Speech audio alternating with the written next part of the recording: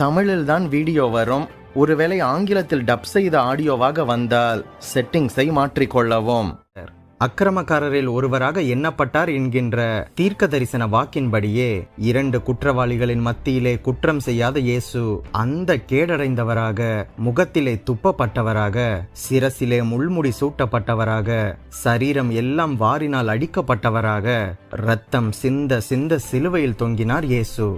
இயேசுவின் இறுதி வார்த்தைகளை கேட்பதற்காக சிலுவையின் அடிவாரத்திலும் பக்கத்திலும் பலர் ஆவலோடு காத்திருந்த வேளையிலே இயேசு 7 வார்த்தைகளை கடைசியாக பேசினார். இந்த 7 வார்த்தைகள் என்னவென்று நம் அனைவருக்கும் தெரியும். ஆனால் ஒரு வார்த்தைக்கும் பின்னணியில் எவ்வளவு ஆழமான சத்தியங்கள் இருக்கின்றது என்பதை பற்றி நாம் இன்னும் ஆழமாக கற்றுக்கொள்ளலாம். இயேசுவின் அன்பை நினைத்து பார்ப்போம். இந்த பதிவில் இயேசு பேசிய கடைசி வார்த்தையாகிய 7வது வார்த்தை என்ன?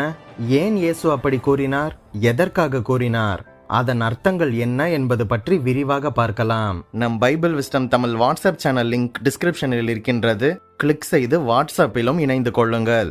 ஒருவேளை நமது சேனல் நோட்டிபிகேஷன்ஸ் பற்றி யூடியூபிலேயே உங்களுக்கு வரவில்லை என்றால் பெல் பட்டனை கிளிக் செய்து ஆல் என்கின்ற ஆப்ஷனை செலக்ட் செய்து கொள்ளுங்கள். 7 சிலுவை வார்த்தைகளில் கடைசியாக இயேசு பேசிய 7வது வார்த்தை லூக்கா 23:46 காணப்படுகின்றது. பிதாவே, உம்முடைய கைகளில் என் ஆவியை ஒப்புவிக்கின்றேன் என்று மகா சத்தமாக கூப்பிட்டு சொன்னார். இப்படி சொல்லி ஜீவனை விட்டார் என்று சொல்லப்பட்டுள்ளது. இந்த 7வது வார்த்தையை லூக்கா மட்டும்தான் முழுமையாக பதிவு செய்திருக்கின்றார். மற்ற 3 சுவிசேஷத்திலும் எப்படி பதிவு செய்யப்பட்டுள்ளது? மத்தேயு 27:50 இயேசு மறுபடியும் மகா சத்தமாக கூப்பிட்டு ஆவியை விட்டார் என்றும், மார்க் 15:37 இயேசு மகா சத்தமாக கூப்பிட்டு ஜீவனை விட்டார் என்றும், யோவான் 19:30 இயேசு தலையை சாய்த்து ஆவியை ஒப்பு கொடுத்தார் என்றும் பதிவு செய்யப்பட்டுள்ளது என்பது குறிப்பிடத்தக்கது. புதிய ஏற்பாட்டு மூல பாஷையாகிய எபிரேய மொழியில் பிதா என்பதற்கு பட்டேர் என்றும், உம்முடைய கரங்களில் என்பதற்கு எய்ஸ் கெய்ராசோ என்றும், ஆவி என்பதற்கு நியூமா என்றும், ஒப்புவிக்கின்றேன் என்பதற்கு பராட்டி தேமா என்றும் வருகின்றது. அதாவது, நித்திய பிதாவே, உமது கரத்திற்குள் நம்பிக்கையுடன் எனது ஆவியை ஒப்படைப்பு செய்கின்றேன் என்கிற அர்த்தத்தில் உள்ளது என்பது குறிப்பிடத்தக்கது. சிலுவையில் மலர்ந்த 7 பூக்களில் 7வது பூ அர்ப்பணிப்பு. இயேசுவின் 7வது வார்த்தை அவருடைய 7 அர்ப்பணிப்பை நமக்கு காட்டுகின்றது. 7 என்பது வேதாகமத்தில் பூரணத்தை குறிக்கின்றது. முதலில் தீர்க்க தரிசனங்களை நிறைவேற்றும் அர்ப்பணித்தல், பிதாவோடு ஐக்கியத்திற்கான அர்ப்பணிப்பு, பிதாவின் ஊழியத்திற்கான அர்ப்பணிப்பு, வெற்றியுள்ள அர்ப்பணிப்பு, மரணத்தை ஜெயிக்கும் அர்ப்பணிப்பு, புதிய மார்க்கத்திற்கான அர்ப்பணிப்பு, 7வதாக பிதாவின் சித்தம் செய்ய அர்ப்பணிப்பு. இதை பற்றி சற்று விரிவாக பார்க்கலாம். முதலில் தீர்க்க தரிசனங்களை நிறைவேற்றும் அர்ப்பணித்தல். நம் ஆண்டவராகிய இயேசு கிறிஸ்து மனிதனாக இந்த உலகத்திற்கு வந்து மனுக்குலத்திற்கான இரட்சிப்பின் கிரியைகளை நிறைவேற்றுவார் என்று 110 தீர்க்க தரிசனங்கள் பழைய ஏற்பாட்டில் உரைக்கப்பட்டிருப்பதாக வேத ஆராய்ச்சியாளர்கள் கணக்கிட்டுள்ளனர். உமது கையில் என் ஆவியை ஒப்புவிக்கின்றேன், சத்திய பரனாகிய கர்த்தாவே, நீர் என்னை மீட்டு கொண்டீர் என்று சங்கீதம் 31:5 தாவீது மேசியாவை குறித்து பாடிய தீர்க்க தரிசனத்தை இயேசு இங்கு நிறைவேற்றினார். வரப்போகின்ற மேசியாவை குறித்து பல முறை தாவீது தீர்க்க தரிசனமாக பாடியிருக்கின்றார். சகோதரரே, கோத்திர தலைவனாகிய தாவீதை குறித்து நான் உங்களுடனே தைரியமாக பேசுகிறதற்கு இடம் கொடுங்கள். அவன் மரணமடைந்து அடக்கம் பண்ணப்பட்டான். அவனுடைய கல்லறை இந்நாள் வரைக்கும் நம்மிடத்தில் இருக்கின்றது. அவன் தீர்க்கதரிசியாக இருந்து உன் சிங்காசனத்தில் வீற்றிருக்க மாம்சத்தின்படி உன் சந்ததியிலே கிறிஸ்துவை எழும்ப பண்ணுவேன் என்று தேவன் தனக்கு சத்தியம் பண்ணினதை அறிந்து இந்த சங்கீதத்தை பாடினான் என்று அப்போஸ்தலர் 2:29-30 சொல்லப்பட்டுள்ளது. இப்படி இயேசு கிறிஸ்து இந்த பூமியில் வாழ்ந்த காலம் முழுவதிலும் தன்னை குறித்து சொல்லப்பட்ட தீர்க்க தரிசனங்களை நிறைவேற்றி கொண்டே இருந்தார் என்று பார்க்கின்றோம். நியாய பிரமாணத்தையானாலும் தீர்க்க தரிசனங்களையானாலும் அழிக்கிறதற்கு வந்தேன் என்று எண்ணிக்கொள்ளாதேயுங்கள், அழிக்கிறதற்கு அல்ல நிறைவேற்றுவதற்காகவே வந்தேன் என்று மத்தேயு 5:17 சொல்கின்றதல்லவா. 2வது பிதாவோடு ஐக்கியத்திற்கான அர்ப்பணிப்பு. சிலுவையில் இயேசு பேசிய 7 வார்த்தைகளில் முதல் வார்த்தையில் பிதாவை அழைத்தார். அதே போல 7வது வார்த்தையிலும் பிதாவை அழைக்கின்றார். சிலுவையில் தொங்கும் போது பிதாவோடு ஐக்கியம் உள்ளவராக தனது ஓட்டத்தை முடிக்கும்படி இயேசு அர்ப்பணிக்கின்றார். தனது 12வது வயதில் எருசலேம் பண்டிகை முடிந்து பெற்றோர் வீடு திரும்பிய போது போதகர்களோடு எருசலேமில் தேவாலயத்தில் இயேசு தங்கிவிட்டார். தேவாலயத்தில் உள்ள போதகர் நடுவில் உட்கார்ந்து அவர்கள் பேசுவதை கேட்டு அவர்களிடம் நியாயப்பிரமாணத்தை குறித்த உபதேசங்களை பேசினார். 12 வயதிலேயே அவருக்குள் இருந்த வேத அறிவை குறித்து ஆலயத்தில் உள்ள அனைவரும் பிரமித்து போனார்கள். 3 நாளாக அவரை தேடி அலுத்து போன பெற்றோர் தேவாலயத்தில் அவரை கண்டபோது, மகனே, ஏன் இப்படி செய்தாய் என்று கேட்டனர். அதற்கு அவர், நீங்கள் ஏன் என்னை தேடினீர்கள்?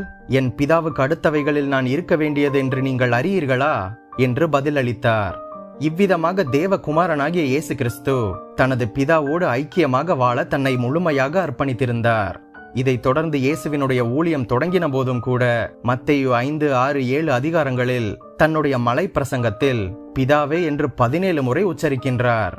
ரட்சிப்பின் திட்டத்தை நிறைவேற்ற யோவான் 14, 15, 16 அதிகாரங்களில் பிதாவே என்று 46 முறை அழைக்கின்றார். குறிப்பாக யோவான் 17வது அதிகாரத்தில் தனது ஜெபத்தில் பிதாவே என்று 6 முறை இயேசு அழைக்கின்றார்.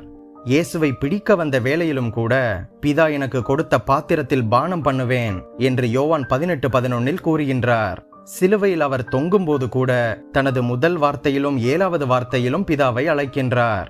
அதுபோக பிதா என்னை தனியே இருக்க விடுவதில்லை என்று யோவான் 8:29 பிதா காண்பிக்கின்றதையே குமாரன் செய்கின்றார் என்று யோவான் 5:19 பிதாவின் சித்தம் செய்யவே வந்தேன் என்று யோவான் 4:34, 6:38 பிதாவே எனக்கு செவி கொடுத்தீர் என்று யோவான் 11:41 பிதாவிடம் போகிறேன் என்று யோவான் 13:1 என்னை கண்டவன் பிதாவை கண்டான் என்று யோவான் 14:12 நான் தனித்து இருக்கவில்லை, பிதா என்னுடன் இருக்கின்றார் என்று யோவான் 16:32 இப்படி இயேசு பிதாவுடன் மிகவும் ஐக்கியமாக இருந்து சிலுவையில் தொங்கும் வரை, தனது கடைசி மூச்சை அவர் விடும் வரை இயேசு பிதாவோடு ஐக்கியமாக வாழ அவரை அர்ப்பணித்தார். இந்த 7வது வார்த்தையின் மூலம் கர்த்தர் நம்மிடம் பேசுகின்றார். சிலுவை பாடுகளின் மத்தியிலும் இயேசு பிதாவோடு ஐக்கியமாக இருந்தது போல நாமும் கூட நமது எல்லா சூழ்நிலைகளிலும் பிதாவோடு ஐக்கியமாக இருக்க வேண்டும் என்று இயேசு விரும்புகின்றார். 3வது பிதாவின் ஊழியத்திற்கான அர்ப்பணிப்பு. பூமியிலே நான் உம்மை மகிமைப்படுத்தினேன், நான் செய்யும்படி நீர் நியமித்த கிரியைகளை செய்து முடித்தேன் என்று யோவான் 17:4 இயேசு கிறிஸ்துவின் தரிசனங்கள் அனைத்தும் பிதா தந்தவை என்று யோவான் 5:20 இயேசு கிறிஸ்துவின் பிரசங்கள் அனைத்தும் பிதா கற்பித்தவை என்று யோவான் 5:36 இயேசு கிறிஸ்துவின் ஊழியம் முழுவதும் பிதா நியமித்த பாதை என்று எபிரேயர் 12:1 பார்க்கின்றோம். இவ்விதமாக பிதா தனக்கு தந்த ஊழியத்தை மட்டுமே செய்யும்படி தேவகுமாரனாகிய இயேசு தன்னை முழுமையாக அர்ப்பணித்திருந்தார்.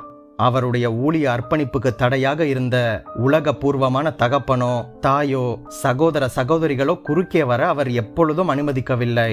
பிதாவின் ஊழியத்தை செய்வதற்காக தன்னை முழுமையாக இயேசு அர்ப்பணித்திருந்தார். இயேசுவை போல ஆழமான அர்ப்பணிப்பு இன்றைய காலத்தில் நம்மிடமும் இருக்க வேண்டும். நம்மை தேவனுடைய கரங்களில் கொடுத்து நம்மை அர்ப்பணிக்க வேண்டும். அப்பொழுது தேவன் நம்மை ஆச்சரியமாக பயன்படுத்தி மற்றவர்களுக்கு நம்மை ஆசீர்வாதமாக மாற்றுவார். 4வது வெற்றியுள்ள அர்ப்பணிப்பு. பிதாவே, என் ஆவியை உமது கரங்களில் ஒப்புவிக்கின்றேன் என்கின்ற 7வது வார்த்தை ஒரு வெற்றியின் துணியாகும். ஏனென்றால் உலக வாழ்க்கையை முடிக்கும் போது இது போன்ற அர்ப்பணிப்புள்ள ஜபத்தை செய்ய பலருக்கு சமயம் கிடைப்பதில்லை. எடுத்துக்காட்டாக பிலேயாம் தீர்க்கதரிசி தன்னுடைய ஊழிய ஓட்டத்தை வெற்றியுடன் முடிக்க விரும்பினார். ஆனால் அந்த பாக்கியம் அவருக்கு கிடைக்கவில்லை. ஆனால் இயேசு கிறிஸ்துவின் முடிவை போல பிலேயாமின் முடிவு இருக்கவில்லை. பிலேயாமின் முடிவு துன்மார்க்கருடைய முடிவாக இருந்தது. ஆனால் தேவகுமாரனாகிய இயேசு கிறிஸ்துவோ பாவத்தையும் வியாதியையும் சாபத்தையும் பிசாசையும் மரணத்தையும் ஜெயித்தவராக இந்த 7வது வார்த்தையை பிதாவை நோக்கி வெற்றியுடன் கூறி முடிக்கின்றார். 1 தெசலோனிக்கேயர் 5:23 படி மனிதனுக்குள் 3 பிரிவுகள் இருக்கின்றன. ஆவி, ஆத்துமா மற்றும் சரீரம் என்கின்ற 3 பிரிவுகளிலும் ஆவியே மிகவும் மேன்மையான பிரிவாகும். ஏனென்றால் மனுஷனுடைய ஆவி கர்த்தர் தந்த தீபம் என்று 20:27 சொல்கின்றது. தேவன் தந்த ஆவியை அணைக்காமல் அப்படியே பிதாவிடம் ஒப்படைப்பதே வெற்றியுள்ள வாழ்க்கை அல்லவா? கிறிஸ்துவின் வெற்றியுள்ள இந்த முடிவை போல விசுவாசிகளாகிய நம் ஒவ்வொருவரின் முடிவும் இதே போல இருக்க வேண்டும். 5வது மரணத்தை ஜெயிக்கும் அர்ப்பணிப்பு. இயேசு கிறிஸ்து தனது கடைசி வார்த்தையை சொல்லும் போது பலத்த சத்தமிட்டு தன் ஆவியை விட்டார் என்று மத்தேயு 27:50 எழுதப்பட்டுள்ளது. இந்த சத்தத்தை கேட்ட உலகத்தாருக்கு அவர் மேல் பரிதாபம் உண்டானது. ஆனால் உண்மையிலேயே இயேசு பரிதபிக்கப்படத்தக்கவர் அல்ல. அவருடைய கடைசி வார்த்தையின் மூலம் சத்துருவாகிய மரணத்தை இயேசு ஜெயித்து வெற்றி சிறந்தார். பரிகரிக்கப்படும் கடைசி சத்துரு மரணம் என்று 1 கொரிந்தியர் 15:26 சொல்கின்றது. மனுக்குலத்தின் கடைசி சத்துருவாகிய மரணத்தை ஜெயிக்கிற கடைசி வார்த்தையாகத்தான் இந்த 7வது வார்த்தை தேவகுமாரன் வாயிலிருந்து புறப்பட்டது. இதற்கு பிறகு நடந்தது என்ன? நான் ஜெயம் கொண்டு என் பிதாவினுடைய சிங்காசனத்திலே அவரோடு கூட உட்கார்ந்தது போல ஜெயம் கொள்ளுகின்றவன் எவனோ அவனும் என்னுடைய சிங்காசனத்தில் என்னோட கூட உட்காரும்படிக்கு அருள் செய்வேன் என்று வெளிப்படுத்தல் 3:21 அவர் சொல்கின்றார். ஆகவே அர்ப்பணிப்புள்ள வாழ்க்கைதான் நம்மை ஆளுகைக்குள்ளே வழிநடத்தும் ஜீவியமாகும். தேவகுமாரன் தன் கடைசி வசனத்தில் பிதாவுக்கு தன்னை முற்றிலும் அர்ப்பணித்தது போல நாமும் நம்மை அர்ப்பணிப்போமானால் அதே சிங்காசனத்தின் பாக்கியம் நமக்கும் கிடைக்கும் என்பதே நிதர்சனமான உண்மை. அப்பொழுது ராஜா தமது வலது பக்கத்தில் நிற்பவர்களை பார்த்து, வாருங்கள் என் பிதாவினால் ஆசீர்வதிக்கப்பட்டவர்களே, உலகம் உண்டானது முதல் உங்களுக்காக ஆயத்தம் பண்ணப்பட்டிருக்கின்ற ராஜ்யத்தை சுதந்தரித்துக் கொள்ளுங்கள் என்று மத்தேயு 25:34 சொல்லப்பட்டுள்ளது போல அவரும் நம்மை பார்த்து சொல்லுவார். ஜெயம் பெற்ற இயேசு பிதாவின் சிங்காசனத்தில் அமர்ந்தது போல நாமும் அவருடைய சிங்காசனத்தில் அமர்ந்திருப்போம். 6வதாக புதிய மார்க்கத்திற்கான அர்ப்பணிப்பு. இயேசு கிறிஸ்து தனது 7வது வார்த்தையை சொல்லி முடித்த பின்பு பழைய ஏற்பாட்டு ஆசாரியத்துவ முறை மாற்றப்பட்டு விட்டது. ஊழியம் செய்ய வருகின்றவர்கள் லேவி கோத்திரம் மட்டுமே என்கிற நியாயப்பிரமாண ஒழுங்குகள் நீக்கப்பட்டு விட்டது. விசுவாசிகள் பிரகாரம் வரைக்கும் மட்டுமே வர முடியும் என்கின்ற கட்டுப்பாடு மாற்றப்பட்டு விட்டது. பழைய ஏற்பாட்டு காலத்தில் பரிசுத்த ஸ்தலத்திற்குள் போகின்ற மார்க்கம் ஆசாரியனுக்கு தவிர வேறு யாருக்கும் கிடைக்கவில்லை. ஏனென்றால் தேவாலயத்தின் திரைச்சீலையானது விசுவாசிகளையும் ஆசாரியர்களையும் 2ஆக பிரித்திருந்தது. ஆனால் இயேசுவின் கடைசி வார்த்தைக்கு பின்பு என்ன நடந்தது? இயேசு மறுபடியும் மகா சத்தமாக கூப்பிட்டு தனது ஆவியை விட்டார். அப்பொழுது தேவாலயத்தின் திரைச்சீலை மேல் தொடங்கி கீழ் வரைக்கும் 2ஆக கிழிந்தது. பூமி அதிர்ந்தது, கண்மலைகளும் பிளந்தது என்று மத்தேயு 27:51 சொல்கின்றது. தேவாலயத்தின் திரைச்சீலை கிழிந்ததினாலே புதிதும் ஜீவனுமான விசுவாச மார்க்கம் இயேசு கிறிஸ்துவின் மரணத்தின் மூலமாக கிடைத்தது. இதை குறித்து பரிசுத்த ஆவியானவர் சொல்லுவது என்னவென்றால், ஆகையால் சகோதரரே, நாம் பரிசுத்த ஸ்தலத்தில் பிரவேசிப்பதற்கு இயேசுவானவர் தமது மாம்சமாகிய திரையின் வழியாக புதிதும் ஜீவனுமான மார்க்கத்தை நமக்கு உண்டு பண்ணினபடியினால் அந்த மார்க்கத்தின் வழியாக பிரவேசிப்பதற்கு அவருடைய இரத்தத்தினாலே நமக்கு தைரியம் உண்டாயிருக்கின்றபடியினாலும் தேவனுடைய வீட்டின் மேல் அதிகாரியான மகா ஆசாரியர் நமக்கு ஒருவர் இருக்கின்றபடியினாலும் துர்மன சாட்சி நீங்க தெளிக்கப்பட்ட இருதயம் உள்ளவர்களாகவும் சுத்த ஜலத்தினால் கழுவப்பட்ட சரீரம் உள்ளவர்களாகவும் உண்மையுள்ள இருதயத்தோடும் விசுவாசத்தின் பூரண நிச்சயத்தோடும் சேர கடவோம் என்று எபிரேயர் 10:19-22 நமக்கு சொல்கின்றது. பிரதான ஆசாரியராகிய இயேசுவின் 7வது வார்த்தையின் மூலம் ஆசாரிய ஊழிய முறைகள் அனைத்தும் மாற்றப்பட்டுவிட்டது.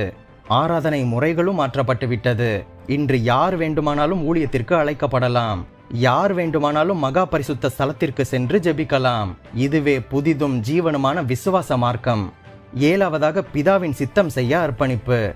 நம் தேவகுமாரன் சிலுவையில் பேசிய 7வது வார்த்தையின் மூலம் தமது பிதாவின் சித்தத்தை செய்ய அவர் முழுவதுமாக தன்னை அர்ப்பணித்தார் என்று நாம் விளங்கிக் கொள்ள முடியும். இயேசுவின் 3.5 வருட ஊழியத்தில் 100க்கு 100 பிதாவின் சித்தத்தை மட்டுமே அவர் செய்தார். என் சித்தத்தின்படி அல்ல, என்னை அனுப்பினவருடைய சித்தத்தின்படி செய்யவே நான் வானத்திலிருந்து இறங்கி வந்தேன் என்று யோவான் 6:38 பார்க்கின்றோம்.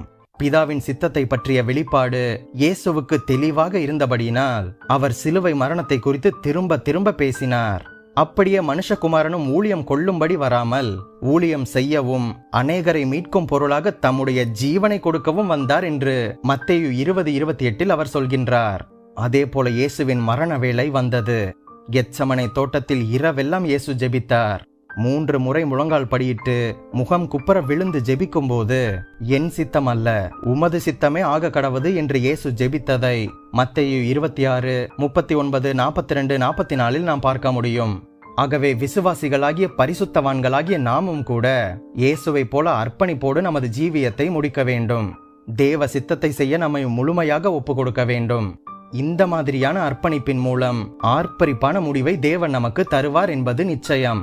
இன்றைக்கே உங்களுடைய வாழ்வு வளமடைய கர்த்தருக்கு உங்களை முற்றிலுமாக ஒப்புக்கொடுங்கள். பழைய ஏற்பாட்டில் எந்த ஒரு பலியும் தாமாக முன்வந்து மரிக்கவில்லை. ஆட்டுக்குட்டியோ ஆடோ வெள்ளாடோ காளையோ தாமாக முன்வந்து தங்கள் ஜீவனை கொடுக்கவில்லை. ஆனால் ஆண்டவராகிய இயேசு தாமாக முன்வந்து நமக்காக அவரது ஜீவனை கொடுத்திருக்கின்றார். பிதாவே, உம்முடைய கைகளில் என் ஆவியை ஒப்புவிக்கின்றேன் என்று அவர் சொல்லியது மிகவும் ஆச்சரியமான செயலாகும். ஆம், இயேசு உண்மையாகவே மரித்தார். இயேசு நம்பிக்கையுடன் மரித்தார். இயேசு தாமாக முன்வந்து நமக்காக மனமுவந்து மரித்தார். இயேசு கிறிஸ்து அவரது ஜீவனை விடும் முன் அவரது எதிரிகளையும் மன்னித்தார். அவர் தனது ஜீவனை விடும் முன் மனம் திரும்பிய ஒரு கள்வனுக்கு இரட்சிப்பை அருளினார். அவர் தனது ஜீவனை விடும் முன் அவரது பூலோக தாயாருக்கான காரியங்களை அவர் பராமரித்தார். அவரது ஜீவனை விடும் முன் தேவன் அவருக்கு தந்த பணியை முற்றிலுமாக செய்து முடித்தார். கர்த்தராகிய இயேசு கிறிஸ்து வெற்றிகரமாக மரித்து பாவத்தை, மரணத்தை, நரகத்தை முற்றிலுமாக வெற்றி சிறந்தார். ஆம், கர்த்தராகிய இயேசு கிறிஸ்து பாவிகளுக்காக மரித்தார். அவர் தம்முடைய பாவங்களுக்காக மரிக்கவில்லை, ஏனென்றால் அவர் பாவமே செய்யாதவர். அவர் உலகத்தின் பாவத்திற்காக மரித்தார். இந்த சிலுவையில் நடந்த நிகழ்ச்சிகளை நேரடியாக கண்ட 100க்கு அதிபதியும் அவனோட கூட இயேசுவை காவல் காத்திருந்தவர்களும் மெய்யாகவே இயேசு மேசியாதான், இவர் தேவனுடைய குமாரன் தான் என்று கூறியதை பார்க்கின்றோம். இயேசு தமது சிலுவை மரணத்தினால் பிசாசை ஜெயித்தார். இயேசு மரணத்தையும் பாதாளத்தையும் பிசாசையும் ஜெயித்தவராக 3ஆம் நாளில் உயிர்த்தெழுந்து அவர் இன்றும் ஜீவிக்கின்றவராக இருக்கின்றார். இதுவே சிலுவையில் இயேசு பேசிய 7வது வார்த்தையின் ஆழமான சத்தியம். இதோடு இந்த இயேசு சிலுவையில் பேசிய கடைசி 7 வார்த்தைகள் என்கின்ற தொடர் முடிவடைகின்றது. இந்த தொடர் உங்களுக்கு ஆசீர்வாதமாக இருந்திருக்கும் என்று நம்புகின்றேன். நம் பைபிள் விஸ்டம் தமிழ் சேனலுக்கு உங்களால் முடிந்த உதவியை செய்யுங்கள். இந்த வீடியோவையும் நமது சேனலையும் கிறிஸ்தவ நண்பர்களுக்கும் மற்ற மத நண்பர்களுக்கும் அனுப்பி வையுங்கள். இயேசு பேசிய முதல் வார்த்தை வீடியோ லிங்க் டிஸ்கிரிப்ஷனில் உள்ளது, பார்க்காதவர்கள் பார்த்து கொள்ளுங்கள். மேலும் பல வேதாகம தகவல்களையும் சத்தியத்தையும் அறிய நம் சேனல் பிளேலிஸ்ட் பக்கத்திற்கு சென்று மற்ற வீடியோக்களையும் பாருங்கள். மறுபடியுமாக சொல்கின்றேன், நீங்கள் ஆசீர்வதிக்கப்பட்டவர்கள்.